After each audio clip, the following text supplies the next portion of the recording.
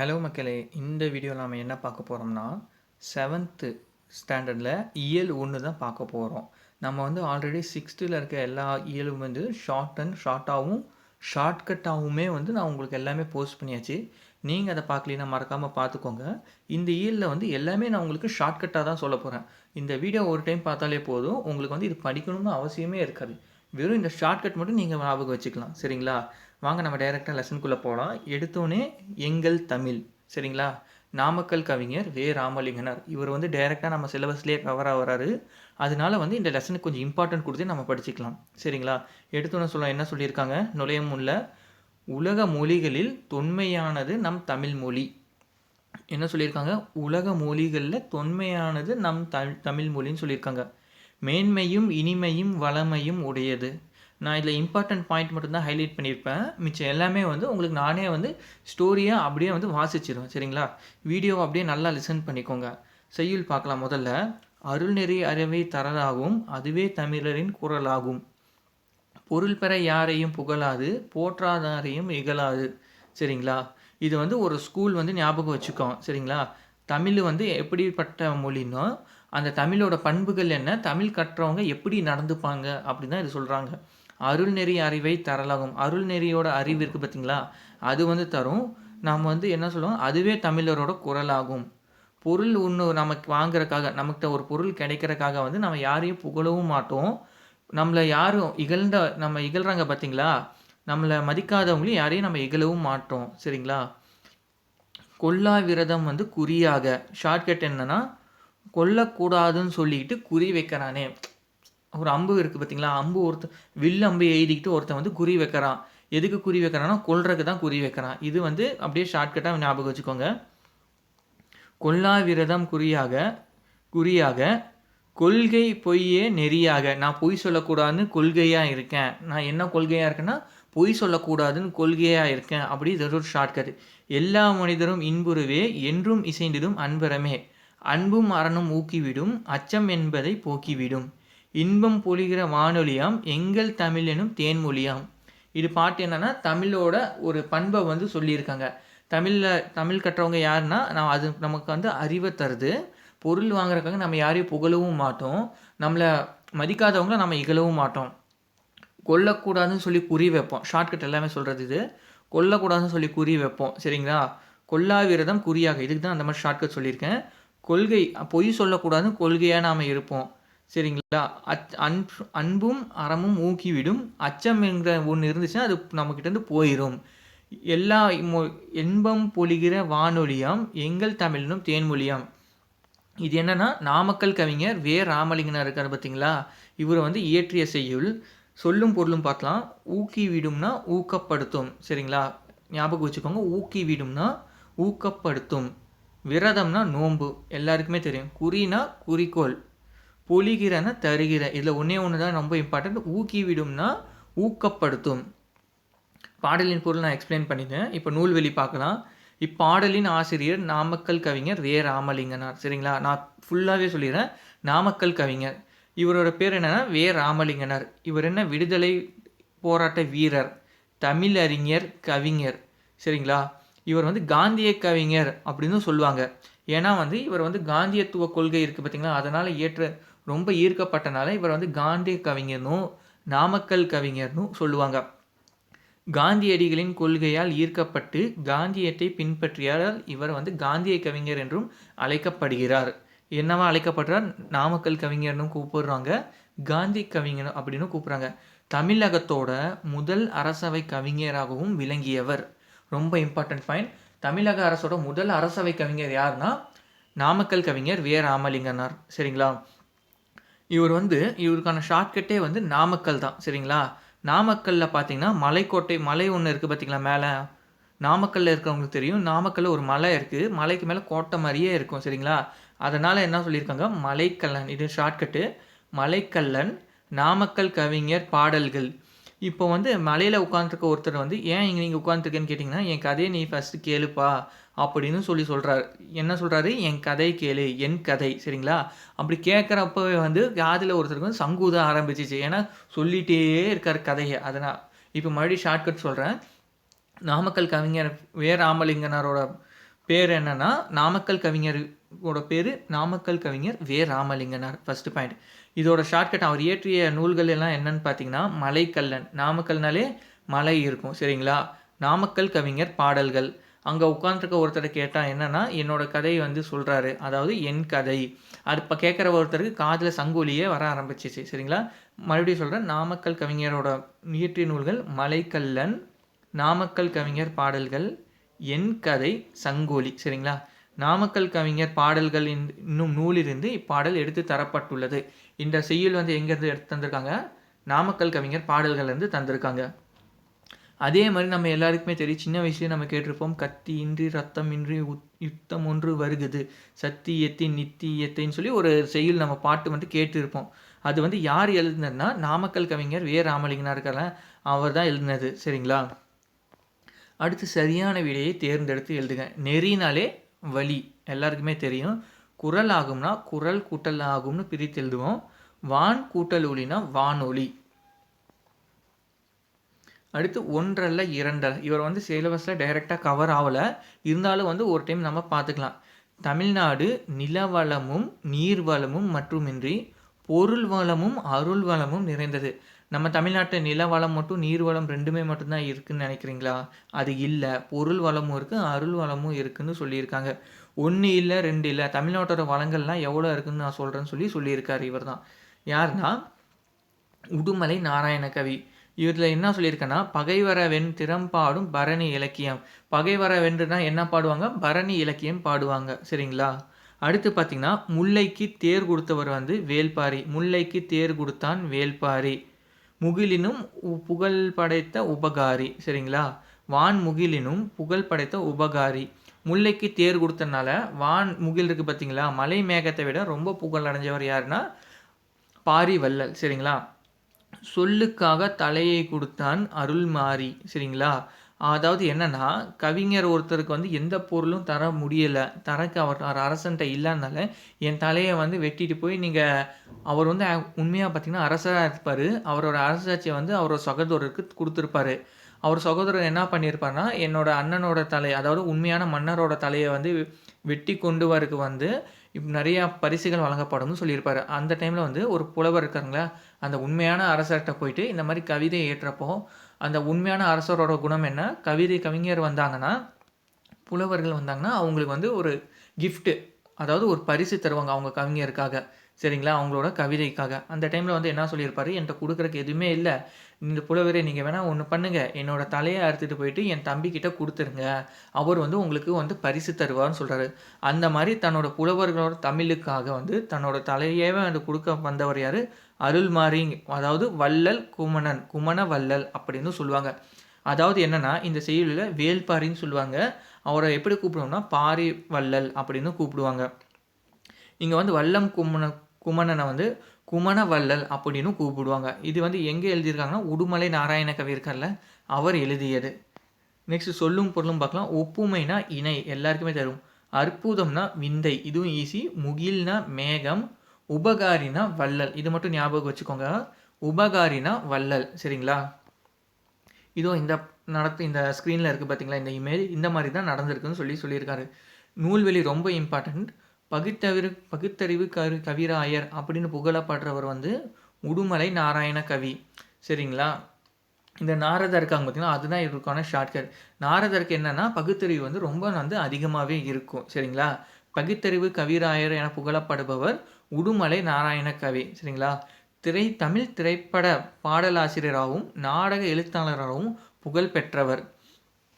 தம் பாடல்கள் மூலம் பகுத்தறிவு கருத்துக்களை பரப்பியவர். நாட்டுப்புற இசையின் எளிமையை கையாண்டு கவிதைகளை எழுதியவர். ஒரு நாரதரை வந்து ஷார்ட்கட்டாக நீங்கள் வச்சுக்கோங்க.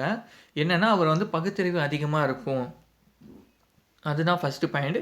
அவர் வந்து கையில் வந்து ஒரு எளிமையான ஒரு இசை கருவி வச்சுருப்பார். சரிங்களா? இசையின் எளிமையை கையாண்டு கவிதைகளை இயற்றியவர். அதை வந்து அவர் என்ன சொல்லுவார்னா, அந்த இசைக்கருவி இருக்குல்ல, அதை வந்து எளிமையான இசைக்கருவியை வச்சுக்கிட்டே வந்து அவர் வந்து கவிதை மாதிரி பேசுகிறாரு. இதுதான் அவரோட ஷார்ட்கட். இவரோட பாடல்கள் ஒன்று இங்கே தரப்பட்டுள்ளது. மறுபடியும் நூல்வெளி படிக்கிறேன். பகுத்தறிவு கவிராயன யார்? உடுமலை நாராயண கவி. இவர் வந்து தமிழ் பாடல்கள் மூலம் பகுத்தறிவு கருத்துக்களை பரப்பியவர். சரிங்களா? பகுத்தறிவுன்னு வந்தாலே பகுத்தறிவு கவிராயர் உடுமலை நாராயண கவி ஃபர்ஸ்ட் பாயிண்ட். இவர் வந்து என்னன்னா நாட்டுப்புற இசையோட எளிமையை கையாண்டு கவிதைகளை எழுதியவர். இப்போ சரியான விடை தேர்ந்தெடுத்து எழுதுங்க. பகைவரை வெற்றி கொண்டரை பாடும் இலக்கியம் வந்து தப்பாக போட்டேன், பரணி இலக்கியம்.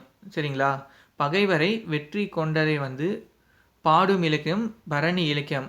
அதாவது என்னன்னா கலிங்கத்து பரணி இருக்குது பார்த்தீங்களா, அதை தான் வந்து சொல்லியிருக்காங்க.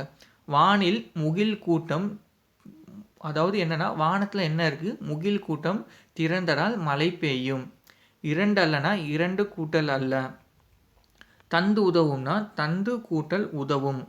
ஒப்புமை கூட்டல் இல்லாதனா ஒப்புமை இல்லாத. பேச்சு மொழியும் எழுத்து மொழியும் இது வந்து சிலபஸில் டைரெக்டாக கவர் ஆகுது. அதனால் ஒரு டைம் நல்லா படிச்சுக்கலாம். இது வந்து டீட்டெயிலாகவும் நம்ம படிச்சுக்கலாம். தனது எண்ணங்களையும் உணர்ச்சிகளையும் பிறருக்கு வெளிப்படுத்துவதற்காக மனிதனால் உருவாக்கப்பட்டதே மொழி. இது வந்து பழைய லெசன்லேயே நான் சொல்லியிருப்பேன். முதல் காலத்தில் வந்து ஆதி மனித காலத்தில் வந்து என்ன பண்ணியிருப்பாங்க, அவங்க வந்து ஒரு ஒலியை பயன்படுத்தி வந்து அவங்க வந்து கம்யூனிகேட் பண்ணிக்கிட்டாங்க. அதுக்கப்புறமா கை செய்கைகள் வந்து பயன்படுத்தினாங்க. அது இல்லாமல் குரலில் வந்து ஏற்றத்தாழ்வு மூலியமாக வெவ்வேறு ஒலியை வந்து ஏற்படுத்தி கை கால் அசைச்சு வந்து பயன்படுத்த ஆரம்பித்தாங்க. ஒருத்தருக்கு ஒருத்தர் வந்து கம்யூனிகேட் பண்ணாங்க. சரிங்களா? அது வந்து காலப்போக்கில் வந்து நல்லா சீர்மை அடைஞ்சு அதனால் என்ன ஆச்சு, சொற்கள் வந்து உருவாக ஆரம்பிச்சிச்சு. சரிங்களா? இந்த மொழி எதுக்காகனா நம்மளோட எண்ணங்களையும் உணர்ச்சிகளையும் வெளிப்படுத்துறதுக்காகவும் அதை வந்து மற்றவங்க புரிஞ்சுக்கிறதுக்காகவும், சரிங்களா, அதுக்காக தான் வந்து மொழி வந்து பயன்படுது. அது ஒருவர் கருத்தை மற்றொரு அறிந்து செயல்படவும் உதவுகிறது. மொழியின் மூலமாகவே மனிதர்களின் சிந்தனை ஒரு தலைமுறையிலிருந்து அடுத்த தலைமுறைக்கு கொண்டு செல்லப்படுகிறது. எது மூலியமானா நம்மளோட மொழி இருக்குது பார்த்தீங்களா, அது மூலியமாக தான் நம்மளோட சிந்தனை இருக்குல்ல. நாம் எதுவுமே ஒருத்தங்களை பேச முடியலன்னா எப்படி நம்மளோட எண்ணங்களையும் சிந்தனைகளும் அடுத்தவங்களுக்கு வந்து சொல்லுவோம், பின்னாடி வரப்போகிற சந்ததியினருக்கும் சொல்லுவோம். சரிங்களா? அதனால மொழி தான் முக்கியம்னு சொல்லியிருக்காங்க. மொழி இல்லைன்னா இந்த சமுதாயம் அடைஞ்சிருக்க வளர்ச்சியை வந்து எதுவுமே அடைஞ்சிருக்காது. சரிங்களா?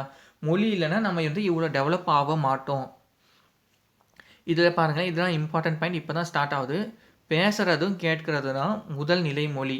நீங்கள் ஒரு சின்ன குழந்தைய வந்து எக்ஸாம்பிள் வச்சுக்கோங்க. ஃபஸ்ட்டு வந்து குழந்தைக்கு என்ன ஃபஸ்ட்டு புரியும், ஃபஸ்ட்டு வந்து என்ன பண்ணும், பேசும் கேட்கும்.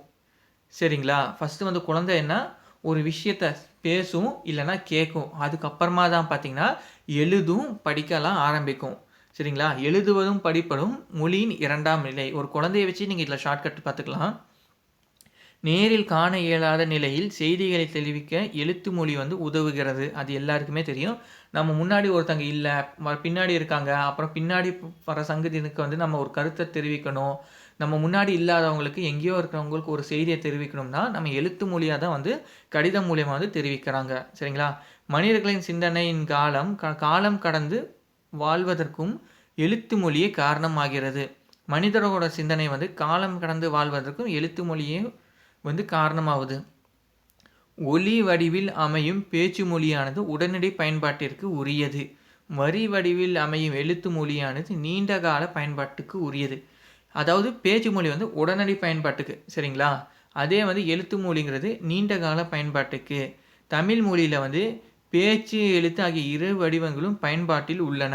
சில மொழிகளில் பார்த்திங்கன்னா பேச மட்டும்தான் செய்வாங்க, சில மொழிகள் பார்த்திங்கன்னா எழுத மட்டும்தான் செய்வாங்க. ஆனால் தமிழ் மொழியில் தான் பேச்சும் இருக்குது எழுத்தும் இருக்குன்னு சொல்லியிருக்காங்க. மொழியின் உயிர்நாடியாக விளங்குவது பேச்சு மொழியே. நம்மளோட மொழியோட உயிர்நாடி என்ன? பேச்சு மொழியே. பேச்சு மொழி உணர்வுகளை வந்து எளிதாக வந்து வெளிப்படுத்தும். சரிங்களா? கருத்தை வெளிப்படுத்துவதை மட்டும்தான் இது வந்து நோக்கமாக வந்து கொண்டிருக்கு. சரிங்களா? என்னது? பேச்சு மொழி உணர்வுகளை வந்து எளிதாக சொல்லும். அதாவது குழந்தைய நல்லா கவனிங்க அப்படின்னு சொல்கிறது வந்து கவனிங்கன்னா குழந்தைய பேணுங்க அப்படின்னு சொல்கிறது. சரிங்களா? இந்த மாதிரி பின்னாடி எக்ஸாம்பிள் நிறையா வரும். பேச்சு மொழி வந்து உணர்வுகளை எளிதாக வெளிப்படுத்தும். ஆனால் எழுத்து மொழியில் வந்து பார்த்திங்களா, இப்போ பேச்சு மொழியில் நம்ம ஒரு உணர்ச்சியோடு சொல்கிறது வந்து எழுத்து மொழியில் சொல்கிறப்போ அது வந்து உணர்ச்சி இல்லாததாக இருக்கும். சரிங்களா? பேச்சு மொழியை என்ன சொல்லியிருப்பாங்கன்னா உடலோட தோல்னும் அதாவது உணர்ச்சி இருக்கிறதுனும், எழுத்து மொழியை வந்து உடல் மேல் இருக்கிற அந்த ஆடை அப்படின்னு சொல்கிறாங்க. அதாவது அதுக்கு வந்து உணர்ச்சி இல்லைன்னு. இதில் வந்து என்ன சொல்லியிருக்காங்கன்னா அது வந்து கருத்தை வெளிப்படுத்துவதை மட்டுமே நோக்கமாக கொண்டது. பேசப்படும் சொற்கள் மட்டுமின்றி பேசுபவரோட உடல் மொழி ஒலிப்பதில் ஏற்ற இறக்கம் ஆகியவனும் பேச்சு மொழி சிறப்புகளில் ஒன்று. பேச்சு மொழியில் என்னென்ன பண்ணுவாங்கன்னா, நம்மளோட கை கால் அசைச்சு, அதாவது உடல் மொழிகள் மூலியமாகவும் ஏற்ற இறக்கம் இருக்குது பார்த்தீங்களா? இதுவே வந்து நான் எப்படி சொல்கிறேன், ஒலிப்பதில் ஏற்ற இறக்கம். சரிங்க, இப்படி சொன்னோம்னா எப்படி இருக்கு, ரொம்ப ஃபோர்ஸ் ஆகுதா? அதே வந்து ஒலிப்பதில் ஏற்ற இறக்கம், இது வந்து ரொம்ப சாஃப்டாக இருக்குது. இந்த மாதிரி வந்து சொல்கிறது வந்து பேச்சு மொழியில் மட்டும்தான் இருக்குது அப்படின்னு சொல்லியிருக்காங்க. நெக்ஸ்ட் என்ன, பேச்சு மொழியோட வேறுபாடுகள் என்னன்னு பார்த்துக்கலாம். இதில் வந்து குழந்தையை நல்லா கவனிங்க, அந்த ஷார்ட்கட் சொன்ன பார்த்தீங்களா, குழந்தையை வந்து நல்லா கவனிங்கன்னா பார்த்துக்கோங்க அப்படின்னு சொல்லி அர்த்தம். அடுத்து பார்க்கலாம், நம்ம தெரிந்து கொள்வோம்ல, அவர் வரதராசனார் அவர் வந்து ஒரு சின்ன கருத்து சொல்லியிருக்காரு. பேசப்படுறதும் கேட்கப்படுவதும் உண்மையான மொழி. சரிங்களா, பேசுகிறதும் கேட்கறதும் உண்மையான மொழின்னு சொல்லுவாங்க. எழுதுறதும் படிக்கிறதும் அடுத்த நிலையில் வைத்து கருதப்படும் மொழியாகும். அதாவது என்னென்னா, முதல் நிலை மொழி, இரண்டாம் நிலை மொழி அப்படின்னு சொல்லுவோம் பார்த்தீங்களா. ஃபஸ்ட்டு என்ன, பேசுகிறதும் கேட்குறது தான் உண்மையான மொழி. அடுத்து எழுதுறதும் படிக்கிறதும் அடுத்த நிலையில் வைத்து கருதப்படும் மொழி. இது மட்டும் இல்லை, இந்த 2 மொழி மட்டும்தான் இருக்குன்னா, இது இல்லை, வேற ஒரு மொழியும் இருக்குது. அதாவது என்னென்னா, எண்ணப்படுவதும் நினைக்கப்படுவதும், இது வந்து கனவு காணப்படுவதும் ஆகியவை மொழியே ஆகும். நாம் என்ன சொல்லுவாங்க, எண்ணப்படுறதும் ஒரு விஷயத்தை நினைக்கிறது, கனவு காண்றாங்க பார்த்தீங்களா, அப்படி மைண்ட் வாய்ஸ்லேயே பேசுவாங்க. இது எல்லாமே வந்து ஒரு வகையான மொழின்னு அப்படின்னு சொல்லியிருக்காங்க. நன்னூலில் வந்து ஒரு செய்யுள் சொல்லியிருக்காங்க, என்னென்னா, எடுத்தல் படுத்தல் நலிதல் உழைப்பில் திரிபும் தத்தமிழ் சிறிது உளவாகும். அதாவது எடுத்தல் படுத்தல் நலிதல்னு வந்தாலே வந்து நன்னூல் தான். சரிங்களா, வட்டார மொழினா என்னென்னா, ஒரே மொழி தமிழ்நாட்டிலே நம்ம பார்த்துக்கலாம். சென்னையில் பார்த்திங்கன்னா ஒரு வகையான ஸ்லாங்கில் பேசுவாங்க, ஒரு வகையான வட்டார மொழின்னு சொல்லுவோம், ஒரு டிஃப்ரெண்ட்டாக இருக்கும். அதே பார்த்திங்கன்னா தஞ்சாவூரில் இருக்கிறவங்க ஒரு மாதிரி டிஃப்ரெண்ட்டாக பேசுவாங்க, மதுரையில் இருக்கிறவங்க ஒரு மாதிரி பேசுவாங்க. சரிங்களா, இந்த மாதிரி வந்து பேச்சு மொழி இடத்திற்கு இடம் மாறுபடும், மனிதர்களின் வாழ்வியல் சூழலுக்கு ஏற்படவும் மாறுபடும். சரிங்களா, அதாவது என்ன, மனிதர்களின் வாழ்வியல் சூழலுக்கு ஏற்பவும் மாறுபடும். சென்னையில் இருக்கவங்க வந்து ஒரு வினோதமாக அவங்க ஒரு மாதிரி ஒரு ஸ்லாங்கில் பேசுவாங்க. மதுரையில் இருக்கவங்க பார்த்தீங்களா, அவங்க ஒரு ஸ்லாங்கில் மாதிரி பேசுவாங்க. ஈரோடு கோயம்புத்தூரில் இருக்க பார்த்தீங்களா, அவங்க எல்லாமே பார்த்திங்கன்னா ஒரு மாதிரி பேசுவாங்க. அதான் அவங்க எல்லோரும் பேசுகிறதுமே மொழி தான், தமிழ் மொழி தான். ஆனால் வந்து அதில் வந்து சில மாற்றங்கள் வந்து இருக்கும். இவ்வாறு மாறுபடும் ஒரே மொழியின் வெவ்வேறு வடிவங்களை வட்டார மொழி அப்படின்னு சொல்லுவாங்க. எடுத்துக்காட்டு இங்கேயே சொல்லியிருக்காங்க பார்த்தீங்கன்னா, இருக்குதுங்கிற ஒரு சொல்ல வந்து இருக்கு, இருக்குது, கீது இப்படின்னு சொல்லி வெவ்வேறு வகையில் வந்து சொல்கிறாங்க. இதே பார்த்திங்கன்னா கிளை மொழினா என்னென்னா, தமிழ் மொழியை வந்து உதாரணம் எடுத்துக்கிங்கன்னா, தமிழ் மொழியிலேருந்து பிரிந்து சென்று அதுவே தனியாக ஒரு மொழியாக வந்து உருவாகுது பார்த்தீங்களா. திராவிட மொழிகளோட மூல மொழி என்னென்னா தமிழ் மொழி. ஆனால் என்ன, திராவிட மொழிகள்னால் தமிழ், தெலுங்கு, மலையாளம், கன்னடம். தமிழ், தெலுங்கு, மலையாளம், கன்னடம் இது எல்லாமே வந்து திராவிட மொழிகள் தான். ஆனால் வந்து என்ன, தமிழ் மொழியிலேருந்து பிரிஞ்சு போய் வந்து அதுவே தனி ஒரு மொழியாக வந்து உருவாயிருக்குன்னு சொல்கிறாங்க. இதுதான் இதோட எக்ஸாம்பிள். கிளை மொழிகள்னால் என்னென்னா, ஒரே மொழியை பேசும் மக்கள் வெவ்வேறு இடங்களில் வாழ்வது உண்டு. வாழும் இடத்தின் நில அமைப்பு, இயற்கை தடைகள் போன்றவற்றின் காரணமாக அவர் பேசும் மொழியில் சிறிது சிறிதாக மாற்றம் ஏற்பட்டு ஒரு புது மொழியாகவே வந்து உருவாகிடுச்சு. அதாவது கன்னடம், தெலுங்கு, மலையாளம் இது எல்லாமே வந்து திராவிட மொழிகள் தான் சொல்லுவோம். தமிழ்லேருந்து பிரிஞ்சு சென்று தனியாக உருவான ஒரு கிளை மொழி. சரிங்களா, எழுத்து மொழி. பேச்சு மொழிக்கு நாம் தந்த வரி வடிவமே எழுத்து மொழியாகும். பேசுகிறோம் பார்த்தீங்களா, அதுக்கு ஒரு வரி வடிவமாக நம்ம பண்ணுறதுனா, அதாவது வரியாக எழுத்தாக நம்ம எழுதுகிறோம் பார்த்தீங்களா, இது வந்து என்ன, எழுத்து மொழின்னு சொல்லுவாங்க. ஒரு மொழியானது நீண்ட கால நிலைப்பாட்டிற்கு எழுத்து மொழி தான் இன்றியமையானது. உதாரணம் சொல்கிறேன், நம்ம திருக்குறள், தொல்காப்பியம், இந்த நன்னூல், சங்க இலக்கியங்கள், எட்டுத்தொகை, பட்டுப்பாத்து இது எல்லாமே பார்த்திங்கன்னா நமக்கு இப்போ வரைக்கும் எப்படி வந்திருக்குன்னா எழுத்து மொழியால் தான் வந்திருக்கு. அப்போ சொன்ன திருக்குறள் வந்து யாராவது வந்து பேச்சு மொழியாக இருந்துச்சுன்னா இந்நேரத்துக்கு வந்து எத்தனை தடவை வந்து அதை திருக்குறளை மாற்றியே அமைச்சிருப்பாங்க. இப்போ பார்த்திங்கன்னா திருக்குறள் வந்து 2000 ஆண்டுகளுக்கு முற்பட்டது. அதாவது 2000 கிமு 31. சரிங்களா, இப்போ இருக்கிற ஆண்டோட 31 சேர்த்தனோம்னா திருவள்ளுவர் ஆண்டு. சரிங்களா, அப்போது 2000 வருஷத்துக்கு முன்னாடி எழுதின திருக்குறள் வந்து எழுத்து மொழியாக எழுதுனனால தான் நீண்ட கால பயன்பாட்டிற்கு வந்து இது இன்றியமையாததாக இருக்குது. சரிங்களா, ஆனால் இதில் எழுத்து மொழியில் காலகாலம் வந்து என்னென்னா எழுத்துக்களில் வந்து சீர்திருத்தம் நடைபெறும். அதாவது வீரமாமுனிவர் வந்து சீர்திருத்தம் பண்ணியிருக்காரு. அண்ணா சீர்திருத்தம் பண்ணியிருக்காரு. பெரியார் இருக்காரு பார்த்தீங்களா? பெரியார் சீர்திருத்தம் பண்ணத வந்து அண்ணா அறிஞர் அண்ணாவோட காலத்தில வந்து அது நடைமுறைப்படுத்தியிருப்பாங்க. சரிங்களா? இது எல்லாமே பார்த்தீங்கன்னா, எழுத்து மொழியில வந்து சீர்திருத்தங்கள் நடக்கும். ஆனா வந்து எழுத்தோட வந்து அந்த ஒலி வந்து வேறுபடாது அப்படின்னு சொல்லியிருக்காங்க. பேச்சு மொழியும், எழுத்து மொழியும். பேச்சு மொழிய வந்து உலக வழக்கு அப்படின்னு சொல்லுவாங்க. எழுத்து மொழிய வந்து இலக்கிய வழக்கு அப்படின்னு சொல்லுவாங்க. பேச்சு மொழிக்கும், எழுத்து மொழிக்கும் சில வேறுபாடுகள் இருக்கும். அதாவது இரட்டை வழக்கு மொழி அப்படின்னு சொல்லுவாங்க. பேச்சு மொழிக்கும், எழுத்து மொழிக்கும் உள்ள வேறுபாடு என்னன்னு சொல்லுவாங்கன்னா, இரட்டை வழக்கு மொழி அப்படின்னு சொல்லுவாங்க. இந்த பாக்ஸ்ல குடுத்துருவாங்க. பேச்சு மொழிக்கும், எழுத்து மொழிக்கும் இடையே பெரிய அளவில் வேறுபாடு இருந்தால் அது இரட்டை வழக்கு மொழி. அதாவது டிக்ளோசிக் லாங்குவேஜ். மறுபடியும் பாருங்க. டிக்ளோசிக் லாங்குவேஜ் அப்படின்னு சொல்லுவாங்க. தமிழில் பழங்காலம் முதலே பேச்சு மொழிக்கும், எழுத்து மொழிக்கும் இடையே வேறுபாடுகள் இருந்துள்ளது. தொல்காப்பியர் இவற்றை உலக வழக்கு, செய்யுள் வழக்குன்னு சொல்லுவாங்க. அதாவது செய்யுள் வழக்குன்னா இலக்கிய வழக்கு தான். சரிங்களா? இலக்கியம்னாலும் செய்யுள்னாலும் ஒண்ணு தான். பேச்சு வழக்குன்னும் சொல்லுவாங்க. அதுக்கு அடுத்து வந்து பார்த்தீங்கன்னா, செய்யுள் வழக்குன்னு சொல்லுவாங்க. பேச்சு வழக்குனா உலக வழக்கு. சரிங்களா? அதே வந்து செய்யுள் வழக்குனா இலக்கிய வழக்கு. இது வந்து யார் சொல்லியிருப்பான்னா, 2 மொழிக்கு நடுவுல ஒரு வேறுபாடு இருந்துச்சு. பேச்சு மொழிக்கும், எழுத்து மொழிக்கும் நடுவுல ஒரு வேறுபாடு இருந்துச்சுன்னா, இரட்டை வழக்கு மொழி அப்படின்னு சொன்னது யாருன்னா, தொல்காப்பியர். பேச்சு மொழியில் உணர்ச்சி கூறுகள் அதிகமாக இருக்கும். ஆனா எழுத்து மொழியில பார்த்தீங்கன்னா, உணர்ச்சி வந்து கூறுகள் வந்து குறைவு. ப பெ பெ படிக்கிறவங்களோட மனநிலை இருக்கு பார்த்தீங்கன்னா, எழுத்து மொழிய வந்து படிக்கிறாங்கல்ல, அவங்களோட மனநிலைக்கு ஏற்ப வந்து எழுத்து மொழி வந்து மாறும். இதுதான் வந்து எழுத்து மொழியோட ஒரு சிறப்பு அப்படின்னு சொல்லியிருக்காங்க. பாக்ஸ் ரொம்ப இம்பார்ட்டன்ட் தெரிந்து கொள்வோம் பாருங்க. கேட்டல், பேசுதல் என்னும் முதல் நிலையிலேயே குழந்தைகளுக்கு தாய்மொழி அறிமுகமாகிறது. அதாவது என்னன்னா, குழந்தைகளுக்கு வந்து தாய்மொழி எப்போ அறிமுகமாகுதுன்னா, ஃபர்ஸ்ட் எடுத்தோனே பேசுறது, கேட்கறதுலாம் இருக்கு பார்த்தீங்களா, அது மூலியமா தான் தாய்மொழி தான் முதல்ல வந்து அவங்களுக்கு அறிமுகம் ஆகுது. அதுக்கப்புறமா தான் வந்து படித்தல், எழுதுதல் என்னும் 2ஆம் நிலையில வந்து பிற மொழிகள் வந்து அறிமுகமாகிறது. அதாவது பார்த்தீங்கன்னா, இந்த இங்கிலீஷ்லாம் எப்படி போவாங்க? ஸ்கூலுக்கு போய் தான் ஏ, பி, சின்னு எழுதி படிப்பாங்க. சரிங்களா? ஆனா வீட்லயே பார்த்தீங்கன்னா, சின்ன குழந்தைங்க ஒரு 2, 3 வயசுலயே வந்து பேசுற அப்பா, அம்மா பேசுறத வச்சு அவங்களே கேட்டு வந்து தன்னோட தாய்மொழி வந்து அவங்களுக்கு தமிழ் மொழி வந்து தானா வந்து உருவாகுது. அதாவது தானா கத்துக்கிறாங்க பார்த்தீங்களா? இதுதான் வந்து இந்த பாக்ஸ்ல சொல்லியிருக்காங்க. தமிழில் பேச்சு மொழிக்கும், எழுத்து மொழிக்கும் இடையே வேறுபாடு உண்டு. எனவே இத வந்து இரட்டை வழக்கு மொழின்னு சொல்லுவாங்க. தமிழ் மொழிய வந்து இரட்டை வழக்கு மொழி அப்படின்னு சொல்லியிருக்காங்க. இக்காலத்தில் வந்து புதிய அறிவியல் கண்டுபிடிப்புகள் மூலம் சான்றோர்களின் உரைகள் ஒலிப்பதிவு மற்றும் ஒளிப்பதிவு செய்யப்படுகின்றன. அதாவது ஆடியோ மற்றும் விஷுவலா இருக்கு பார்த்தீங்களா? இத வந்து ரெக்கார்ட் செஞ்சுக்கிறாங்க. இதன் காரணமாக பேச்சு மொழியும் நீண்ட காலம் நிலைத்து நிற்கும் நிலையை ஏற்பட்டுள்ளது. முதல்லலாம் என்ன சொல்லிறாங்க? இந்த எழுத்து மொழி மட்டும் தான் நீண்ட காலம் வந்து பயன்பாட்டுக்கு இருக்குன்னு சொன்னாங்கல்ல. இப்போ இருக்கிற டெக்னாலஜி இந்த அறிவியல் தொழில்நுட்பம் மூலியமா வந்து இந்த பெரியவங்களோட சான்றோர்களோட உரை இருக்கு பார்த்தீங்களா? அவங்களோட வாய்ஸ் அப்புறம் வீடியோ வந்து ரெக்கார்ட் பண்ணி, இந்த பேச்சு மொழியுமே வந்து எங்களால நீண்ட கால பயன்பாட்டுக்கு வந்து எடுத்துக்கொண்டு போக முடியும்னு சொல்லியிருக்காங்க. இதில பாரதிதாசனோட ஒரு செய்யுள் பார்த்துக்கலாம்.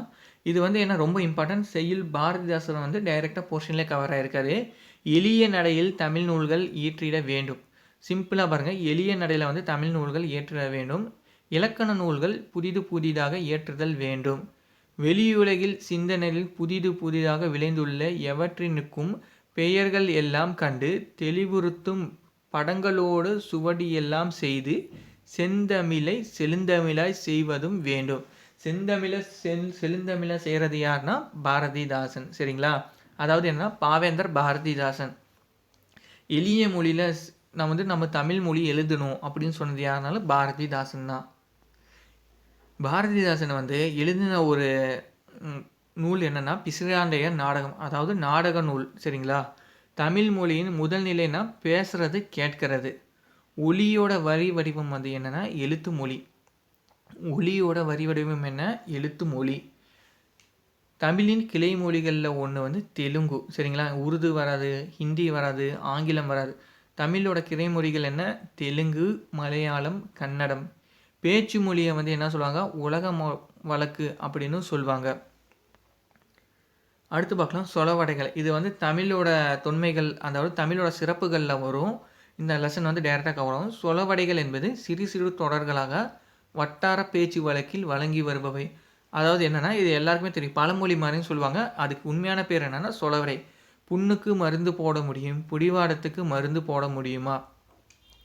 பிடிவாதம் பிடிச்சவனுக்கு வந்து நம்ம வந்து திருத்தவே முடியாது அப்படின்னு சொல்லியிருக்காங்க. இதை வந்து சொலவடை மட்டும் நம்ம பார்த்துக்கலாம். அணை உடைஞ்சு போனால் வெள்ளம் அழுதாலும் வராது.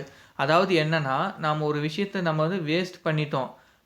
ஒரு டைமை வந்து வேஸ்ட் பண்ணிட்டோம்னா, நம்ம என்னதான் அழுதாலும் வந்து மறுபடியும் அந்த டைம் வந்து நமக்கு கிடைக்காது அப்படின்னு சொல்லியிருக்காங்க. விளைச்சலுக்கும் வெள்ளாட்டுக்கும் சென்ம பகை. சரிங்களா? அது எதுக்குன்னா, ஒருத்தனுக்கு எனக்கு எப்பவுமே ஆவாது அப்படிங்கிறதுக்கு மீனிங்.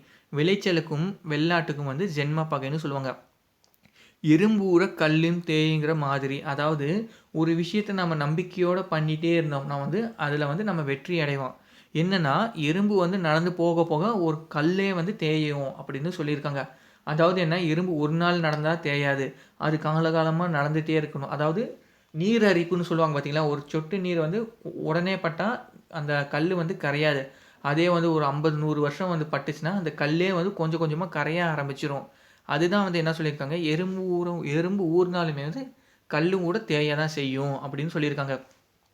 உழைக்கிற மாடு தான் ஊருக்குள் விலை போகும். இது எல்லாருக்குமே தெரியும். அடைமழை விட்டாலும் செடி மழை விடாது. அடைமழை விட்டாலும் செடி மழை விடாது. சரிங்களா?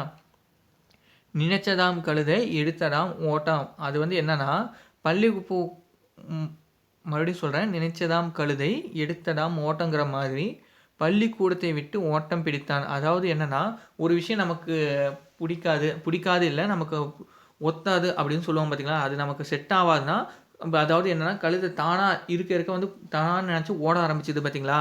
அந்த மாரி அந்த மீனிங் இருக்கு. குடல் கூழுக்கு அழுவுதாம், கொண்டை பூவுக்கு அழுவுதாம். அதாவது என்னன்னா, நம்மளோட ஃபர்ஸ்ட்டு தேவை என்னன்னு நம்ம வந்து ஃபர்ஸ்ட்டு அறிஞ்சு, அதுக்கேத்த மாரி நம்ம செயல்படணும். அதை விட்டுட்டு பின்னாடி இருக்க ஆடம்பரத்துக்கு வந்து நம்ம எதுவுமே வந்து செலவிடக்கூடாதுன்னு சொல்லியிருக்காங்க. குடல் வந்து சாப்பாட்டுக்கு வந்து அழுவுது. ஆனா வந்து தலையில இருக்க கொண்டை எதுக்கு அழுவுதுன்னா, பூ இல்லையேன்னு சொல்லி அழுவுதுன்னு சொல்லியிருக்காங்க. சொப்பனத்தில் கண்ட அரிசி வந்து சோத்துக்கு ஆகுமா? அதாவது என்னன்னா, நம்ம வந்து கனவு கண்டுட்டே அதாவது மனசுலயே நெனச்சிட்டு இருக்கக்கூடாது. அது வந்து நம்ம மனசுல நெனச்சு நம்ம வெற்றி அடைஞ்ச மாரி நெனச்சாவும் உண்மையா வெற்றி அடைய முடியாது. அதுக்காக வந்து ஒரு எஃபோர்ட் போடணும் நாம.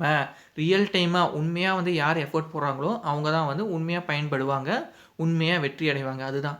சொப்பனத்தில் கண்ட அரிசி சோத்துக்கு ஆகுமா? சரிங்களா?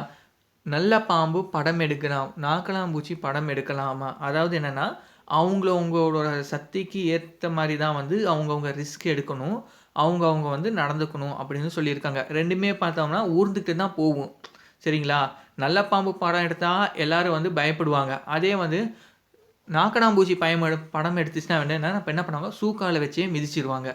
இதுதான் 1000 காலம் நெல்லுக்கு ஒரு அந்திப்பூச்சி போதும். அதாவது என்னன்னா, நம்ம எவ்வளோதான் வந்து நல்லவங்களா இருந்தாலும், ஒரு சின்ன குறை இருந்துச்சுன்னா போதும், நம்மளோட எல்லா பேருமே வந்து கெட்டு போயிரும்.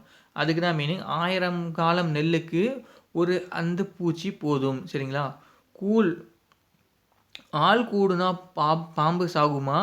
கைய ஊனித்தான் கரணம் போட முடியும். சரிங்களா? ஆள் கூடுனா மட்டும் பாம்பு சாவாது. யாராவது எடுத்து அடிச்சா மட்டும் தான் பாம்பு சாவும். சரிங்களா? அதே மாரி தான் கைய ஊனித்தான் வந்து அந்த குட்டி கரணம்னு சொல்லுவாங்க பார்த்தீங்களா? டைரக்ட்டா குட்டி கரணம் வந்து போட முடியாது. கைய ஊனி தான் வந்து குட்டி கரணம் போடணும். சரிங்களா? அடுத்து காவடி பாரம் சுமக்கிறவனுக்கு தான் தெரியும். அவன் கஷ்டம் வந்து அவனுக்கு தான் தெரியும். இருப்பவனுக்கு புலி ஏப்பம், இல்லாதவனுக்கு பசி ஏப்பம். சரிங்களா? இருக்கிறவனுக்கு என்ன புலி ஏப்பமா வரும். இல்லாதவனுக்கு எதுவுமே வயித்துல இல்லாத பசி ஏப்பமா வரும். அதனால வந்து நம்ம அடுத்தவங்க வந்து காசு இருக்குன்னு சொல்லி அவங்க வந்து டைம் வேஸ்ட் பண்ணலாம். ஆனா வந்து நாம வந்து நம்ம டைம் வேஸ்ட் பண்ணாம, நம்மளோட என்ன டார்கெட்டோ வந்து அதுக்காக வந்து நமக்கு வந்து கஷ்டப்படணும். அவங்க வந்து போயிருவாங்க. பட் ஆனா கஷ்டப்படுறது வந்து நாம தான். 4 வீட்ல கல்யாணமாம், நாய்க்கு அங்கேயும் இங்கேயும் ஓட்டமாம். அதாவது என்னன்னா, 4 வீட்லயும் கல்யாணம். அதனால நாய்க்கு என்ன பண்றது, இங்கே என்ன பண்ண முடியும், இங்க என்ன சாப்பிடுறது, அங்க என்ன சாப்பிடுறதுன்னு தெரியாம, கடைசியில எங்கேயுமே சாப்பிடாம 4 வீட்டுக்கு மாறி, மாறி, மாறி ஓடிட்டுருக்கும் அப்படின்னு சொல்லியிருக்காங்க. அவ்வப்பொழுது போக்குவதிலும் தவப்பொழுது நல்லதும்பாங்க. அதாவது அவ்வப்பொழுதுனா, வீணாக போக்குதல் அது அப்படின்னு அர்த்தம். நான் கொஞ்ச நேரம் கூட வீணடிக்காமல் நடந்தே ஆகணும். அவ்வப்பொழுது போக்குவதிலும் தவப்பொழுது நல்லதும்பாங்க. சரிங்களா? பாடி பாடி குட்டினாலும் பதறு வந்து அரிசி ஆகுமா? இது வந்து ரொம்ப இம்பார்ட்டன்ட். நீ ஓடி ஓடி பார்த்தாலும் முயலை வந்து முந்த முடியாது. நம்மக்கிட்ட ஒரு எந்த படிக்காம போயிட்டு எக்ஸாம் எழுதுனா மட்டும் வந்து நம்ம எக்ஸாம் பாஸ் ஆயிடுவோம்னு நினைக்கக்கூடாது. சரிங்களா? நம்ம வந்து கஷ்டப்பட்டு எஃபோர்ட் போட்டு இந்த மாரி வீடியோ பார்த்துட்டு, இந்த மாரி ஒரு டைமுக்கு ஒரு 10 தடவ வந்து லெசன நம்ம வாசிக்கணும். அப்படி வாசிச்சுட்டு போனா மட்டும் தான் வந்து நம்ம வந்து உண்மையா வந்து பாஸ் ஆக முடியும். அதுதான் இதோட எக்ஸாம்பிள். சரிங்களா? என்ன சொல்றேன்? பாடி பாடி குத்துனாலும் பதறு வந்து அரிசி ஆவாது. படிச்சா மட்டும் தான் பாஸ் ஆக முடியும். அதிர அடிச்சா உதிர விளையும்பாங்க. அதே மாரி முயற்சி செஞ்சா தான் வந்து எல்லாமே வந்து நமக்கு கைகூடும். என்ன சொல்றாங்க? அதிர அடிச்சா தான் உதிர விளையும். அது மாரி முயற்சி செஞ்சா தான் வந்து எல்லாமே வந்து நமக்கு கிடைக்கும். குத்துக்கல்லுக்கு என்ன குளிரா வெயிலாங்கிற மாரி. அதாவது என்னன்னா, எந்த கவலையும் இல்லாம அது பாட்டுக்கு இருக்கும். குத்துக்கல்லுக்கு என்ன? குளிர் அடிச்சாலும் ஒண்ணும் பிரச்சனை இல்ல. வெயில் அடிச்சாலும் எந்த சொரணையும் இல்ல. அது பாட்டுக்கு அப்படியே இருக்கும். ஏன்னா அது குத்துக்கல். சரிங்களா? அகழியில் விழுந்த முதலைக்கு அதுவே சொர்க்கம். அதாவது என்னன்னா, கிணத்துல விழுந்து பார்த்தீங்களா, அந்த கோட்டைய சுத்தி இருக்க கிணறுன்னு சொல்லுவாங்க. ஆழிக்கிணறு, அகழின்னு சொல்லுவாங்க. அந்த அகழியில விழுந்த முதலைக்கு வந்து என்னன்னா, அதுவே சொர்க்கமா தான் இருக்கும். அது ஆத்துக்கு போவாது. அந்த குழிக்குள்ளேயே தான் அது ஜாலியா இருக்கும்னு சொல்லி சொல்றாங்க. கார்த்திகை மாசம் பிறையை கண்ட மாதிரி. இது வந்து ஒரு டைம் டிஎன்பிஎஸ்சி எக்ஸாம்லயே வந்து கேட்டிருக்காங்க. கார்த்திகை மாசம் பிறையை கண்ட மாதிரி விளையாட ஆள் கிடைச்சுன்னு நெனச்சது அந்த குட்டி வந்து போயிருக்கு. அதாவது கிடைக்காத ஒண்ணு வந்து கிடைச்சிருக்க மாரி நெனச்சுக்கிட்டாங்க. அதாவது என்ன கார்த்திகை மாசம் பிறையை கண்ட மாரினா ஒரு சந்தோஷமா, நமக்கு ஒரு விஷயம் கிடைச்சிருச்சு அப்படிங்கிற மீனிங். அதை விட்டாலும் கதி இல்லை, அப்பால போனாலும் விதி இல்லை. சரிங்களா? அதே மாரி என்னன்னா, தட்டி போட்ட ரொட்டிக்கு புரட்டி போட ஆள் இல்ல. உனக்கு தான் வேலை இல்லன்னா, நாங்க பாடுபட்டு சேர்த்து வச்ச பொருள் எல்லாம் இப்படி போட்டு உடைச்சிட்டியே. ஒருத்தன் அவனும் உருப்பட மாட்டான். அவனோட ஃப்ரெண்டையும் உருப்பட வைக்க மாட்டான். சரிங்களா? அதே தான் தட்டி போட்ட ரொட்டிய வந்து திருப்பி போட ஆள் இல்ல. அதான் மீனிங். அள்ளுறவன் பக்கத்துல இருந்தாலும், கிள்ளுறவன் பக்கத்துல இருக்கக்கூடாதுன்னு சொல்லுவாங்க. இது வந்து நெறைய இடத்துல வந்து சொல்லியிருக்காங்க. உங்களுக்கே தெரியும். அள்ளுறவன் பக்கத்துல கூட இருக்கலாம். ஆனா, கிள்ளுறவன் பக்கத்துல இருக்கக்கூடாதுன்னு சொல்லுவாங்க. அமாவாசை இருட்டில் பெருச்சாளிக்கு போன இடமெல்லாம் வழிதான். அதாவது என்னன்னா, நம்ம ஒரு விஷயத்த வந்து தெரியாம இருக்கோம்னா, நம்ம பண்றது எல்லாமே கரெக்ட்டுன்னு தான் நம்ம நெனச்சுட்டு இருப்போம். சரிங்களா? இப்போ வந்து என்னன்னா, ஒரு விஷயத்த கரெக்ட்டா இதுதான் வழின்னு சொல்லி தெரிஞ்சு அத பத்தி முயற்சி பண்ணா மட்டும் தான் அது வந்து வெற்றி அடைவான். அமாவாசை இருட்டுல என்ன நெனைக்கும் பெருச்சாளி, போன இடம்லாம் என் வழி தான். வழியில தான் கரெக்ட்டா போயிட்டுருக்கோம் அப்படின்னு நெனச்சுட்டு இருக்கோம். இதுதான் இதோட சொலவடை. இது வந்து 1க்கு 2 டைம் ஜஸ்ட் ரீட் பண்ணிக்கோங்க. போன எக்ஸாம்ஸ்லலாம் வந்து ரிப்பீட்டடா இதுலருந்து கொஸ்டின்ஸ் வந்து கேட்டுட்டே தான் இருந்தாங்க. இப்ப இலக்கணம் பார்க்கலாம். இலக்கணம் வந்து சிலபஸ்ல டைரக்ட்டா கவர் ஆவுது. இப்போ வர சிலபஸ்ல வந்து இலக்கணம் வந்து கொஞ்சம் அதிகமாவே கேட்பாங்க. இப்போ வந்து பார்க்கலாம். குற்றியல் உகரம், குற்றியல் லிகரம். இதுல வந்து குற்றியல் உகரம் மட்டும் பார்க்கலாம். குற்றியல் லிகரம்ங்கிறது அவ்வளோ இம்பார்ட்டன்ட் கிடையாது. சரிங்களா? தமிழ் எழுத்துக்களை முதல் எழுத்து, சார்பு எழுத்துன்னு 2 வகையா பிரிக்கிறாங்க. தமிழ்னாலே என்ன? 2 கண்ணுன்னு சொன்னேனா ஷார்ட்கட்டு. முதல் எழுத்து, சார்பு எழுத்துன்னு சொன்னேனா, தமிழ்ல முதல் எழுத்துக்கள் எவ்வளோ? 30 இருக்குன்னு தெரியும். சரிங்களா? உயிர் எழுத்து 12, மெய் எழுத்து 18. இந்த சார்பு எழுத்துங்கிறது 10 வகைன்னு எல்லாருக்குமே தெரியும். உயிர்மெய், ஆயுதம், உயிராளப்படை, ஒற்றாளப்படை, குற்றியலிகரம், குற்றியலுகரம், ஐகார குறுக்கம், ஔகார குறுக்கம், மகர குறுக்கம், ஆயுத குறுக்கம். இது எல்லாமே வந்து சார்பு எழுத்துன்னு தான் சொல்றாங்க. ஆயுத எழுத்துமே வந்து உயிர் எழுத்து, உயிர்மெய் எழுத்த வந்து சார்ந்து வருது பார்த்தீங்களா? மெய் எழுத்து. இத வந்து சார்ந்து வரதுனால, இது ஆயுத எழுத்தையும் வந்து ஒரு சார்பு எழுத்துன்னு தான் கன்சிடர் பண்ணியிருக்காங்க. குற்றியல் உகரம் பற்றி பார்க்கலாம். இந்த குழந்தை, வகுப்பு, பாக்கு இந்த சொற்கள் வந்து சொல்ல பாருங்களேன். இந்த 3 சொல்லையும் கூன்னு தான் உச்சரிக்கிறாங்க. ஆனா வந்து இதில உச்சரிப்பதில் வேறுபாடு இருக்கு. குழந்தை, கூ முன்னாடி வருதா? வகுப்பு, கூ நடுவுல வருதா? பாக்கு, இதில கூ பின்னாடி வருதா? இந்த ஃபர்ஸ்ட் 2லயும் பார்த்தீங்கன்னா, கூ வந்து முழுமையா ஒலிச்சிருக்கும். அதாவது தன்னுடைய ஒரு மாத்திரை அளவு. இந்த கை நொடிக்கிற டைமும், கண் சிமிட்டுற டைம் இருக்கு பார்த்தீங்களா? அதான் ஒரு மாத்திரைன்னு சொல்லுவாங்க. இதில வந்து பார்த்தீங்கன்னா, சொல்லோட முதல்லயும், இடையிலயும் வர்றது வந்து முழுமையா வந்து ஒலிக்கும். அதே வந்து பாக்கு. கூ கூங்கிற சின்னதா ஒலிச்சுச்சா? இந்த மாரி சொடக்கு போடுற டைம் பாதியிலேயே ஒலிச்சுதா? அந்த மாரி இந்த உகரம்னு சொல்லுவாங்க பார்த்தீங்களா? கு, சு, டு, து, பு, ரு. சரிங்களா? இந்த எழுத்து 6 வல்லின எழுத்து வந்து இறுதியில வரப்போ, ஒரு மாத்திரைக்கு பதிலா அரை மாத்திரை வந்து ஒலிக்குது. சரிங்களா? இத தான் வந்து குற்றியலுகரம் அப்படின்னு சொல்றாங்க. இது வந்து எப்படி பிரிப்பாங்கன்னா குறுமை கூட்டல் இயல் கூட்டல் உகரம், அதாவது குற்றியல் உகரம்க்கு இப்படி தான் பிரிப்பாங்க. பாகற்காயை எப்படி பிரிப்பாங்க?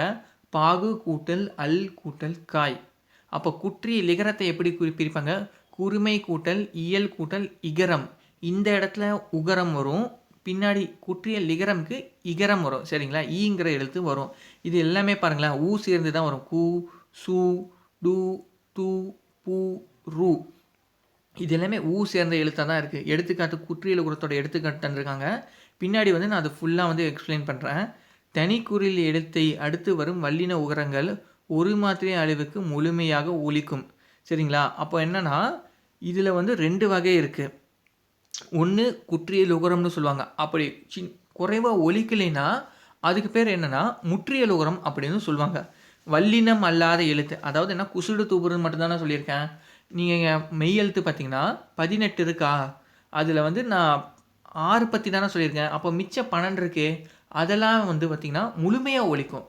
இப்போ கசட தபரை மட்டும்தான் குறுகி ஒலிக்கும், அதாவது ஊன்னு சேர்த்திக்கோங்க. கசட தபரை மட்டும்தான் குறைந்து ஒலிக்கும்.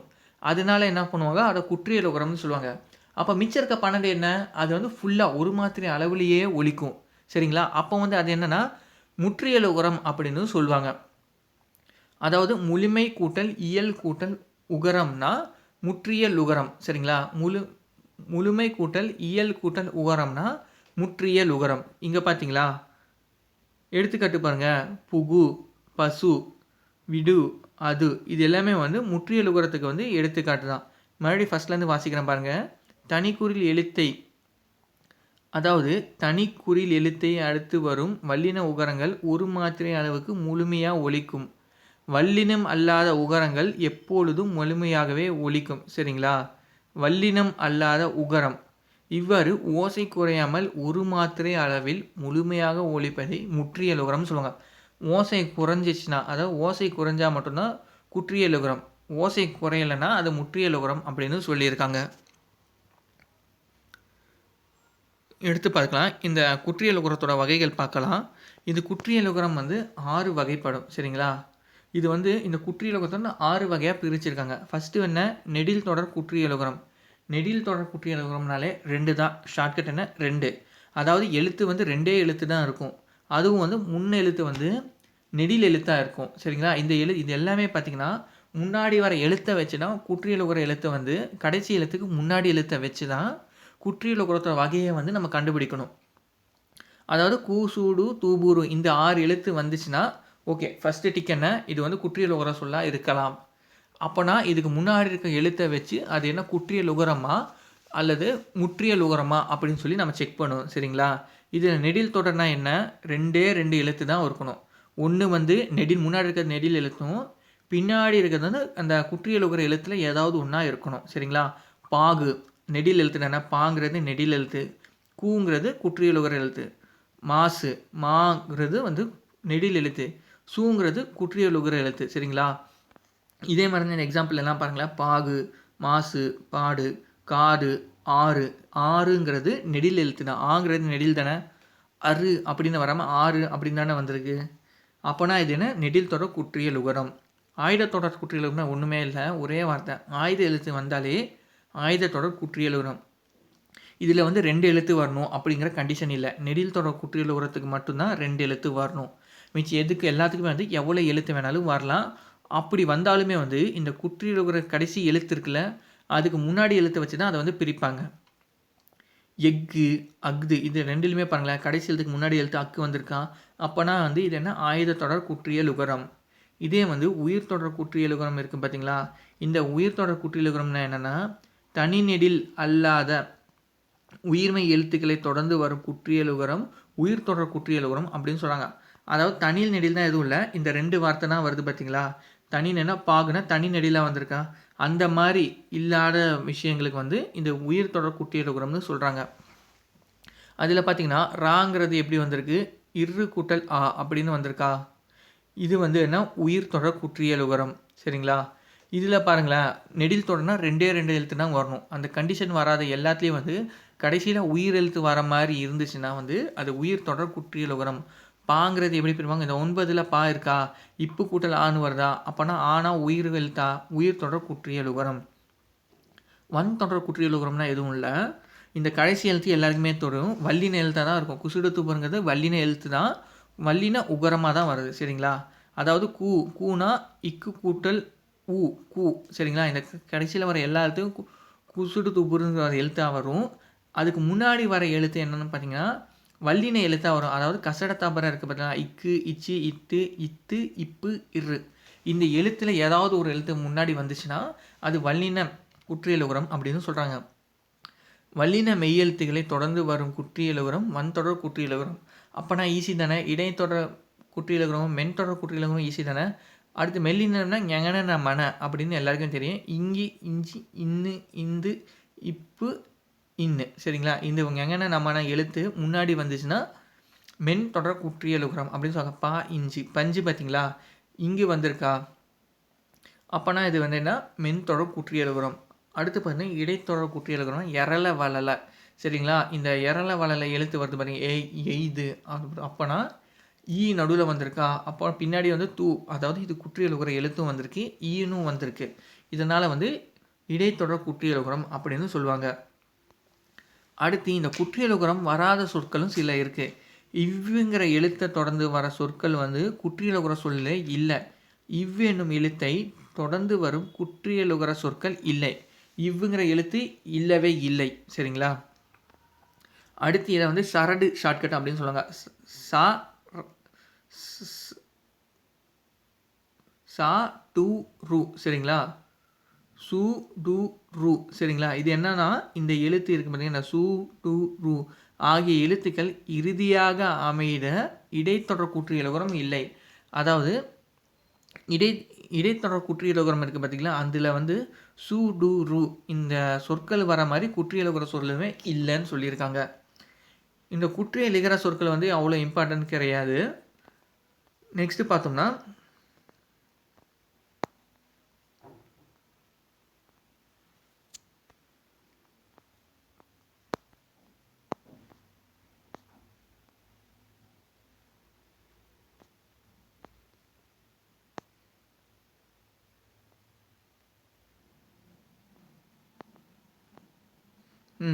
கலைச்சொற்கள் அறிவோம்.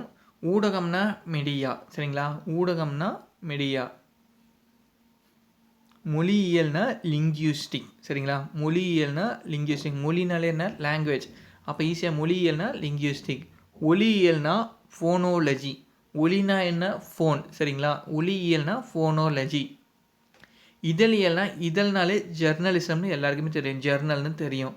இதழியல்னா ஜெர்னலிசம். பருவ இதழ்னா மேகசைன். பருவ இதழ்னா என்ன மேகசைன். நல்லா ஞாபகம் வச்சுக்கோங்க. பருவ இதழ்னு சொல்லுவாங்க பார்த்தீங்களா மேகசைன். பொம்மலாட்டம்னா பொப்பட்ரி. பொம்மலாட்டம்னா என்ன பொப்பட்ரி. எழுத்திலக்கணம்னா ஓர்த்தோகிராஃபி. எழுத்திலக்கணம்னா என்ன ஓர்த்தோகிராஃபி. நல்லா ஞாபகம் வச்சுக்கோங்க. எழுத்திலக்கணம்னா ஓர்த்தோகிராஃபி. பொம்மலாட்டம்னா பொப்பட்ரி. பருவ இதழ்கள்னா மேகசைன். உரையாடல்னா டைலாக் எல்லாருக்குமே தெரியும். இதோட வந்து நம்மளோட ஃபஸ்ட்டு யூனிட் முடியுது. இதில் வந்து இம்பார்ட்டன்ட் பாயிண்ட்ஸ் மட்டும்தான் நான் சொல்லியிருப்பேன். நீங்கள் நம்ம சேனலுக்கு புதுசாக இருந்தீங்கன்னா மறக்காமல் சப்ஸ்கிரைப் பண்ணிக்கோங்க. நம்மளோட ஷார்ட்கட் இருக்குது பார்த்தீங்களா, இந்த யூடியூப் ஷார்ட்ஸில் வந்து இலக்கணம் ஷார்ட்கட்ஸ் வந்து நம்ம போஸ்ட் பண்ணிகிட்டே இருக்கோம். அது வந்து மறக்காமல் ஃபாலோ பண்ணிக்கோங்க. நீங்கள் நம்ம சேனலுக்கு புதுசாக இருந்தீங்கன்னா மறக்காமல் சப்ஸ்கிரைப் பண்ணிக்கோங்க. இயல் 2 இயல் 3 ரெகுலராக நம்ம வீடியோ போஸ்ட் பண்ணிகிட்டே வருவோம். 60 இயல் பார்க்கலைன்னா மறக்காமல் அதையும் பார்த்துக்கோங்க. பெல் பட்டனை மறக்காமல் கிளிக் பண்ணிக்கோங்க. அப்போ தான் நம்ம போடுற வீடியோஸ் வந்து உங்களுக்கு உடனுக்குடனே வரும். தேங்க்யூ.